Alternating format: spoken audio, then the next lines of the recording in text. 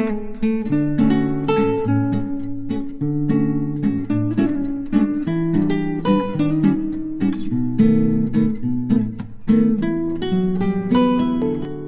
Viewers, কেমন আছেন সবাই? আমি ফায়াফাই আরেকটি এমব্রয়ডারি ভিডিও নিয়ে হাজির হলাম আপনাদের মাঝে।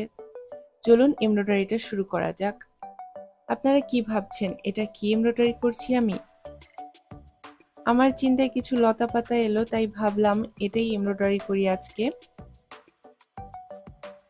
আমি এই এমব্রয়ডারিটি করছি আয়নার জন্য, মানে আয়নারও তো একটু জামা কাপড় পরার ইচ্ছা হয় বলেন, তাই ভাবলাম একটি মিরর ক্লথ তৈরি করি।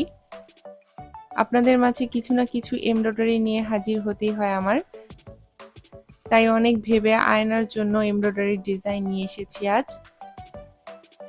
এখন হয়তো বোঝা যাচ্ছে না, কিন্তু এমব্রয়ডারি হয়ে গেলে অবশ্যই বলবেন এমব্রয়ডারিটা কিসের মতো লাগছে।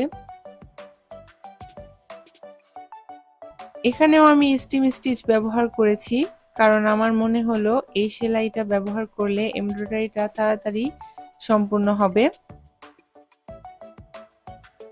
আমি এখানে লাভ শেপের পাতা দিচ্ছি,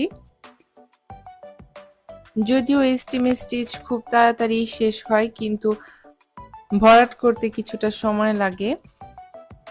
আমি এই সেলাইটা এমনিতেই এখানে করছি, পরে আয়নার পর্দায় ব্যবহার করব এটি।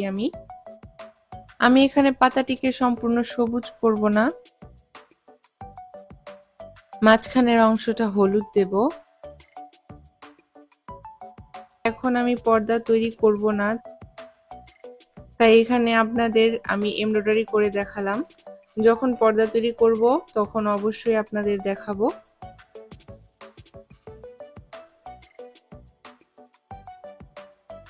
তো আমার এমব্রয়ডারি কমপ্লিট হয়ে গেছে। এমব্রয়ডারিটি কেমন হয়েছে, আয়নার পর্দায় এমব্রয়ডারিটি ব্যবহার করলে কেমন লাগবে কমেন্টে অবশ্যই জানাবেন। দেখা হচ্ছে অন্য কোনো ভিডিওতে। আজকের মতো এতটুকুই।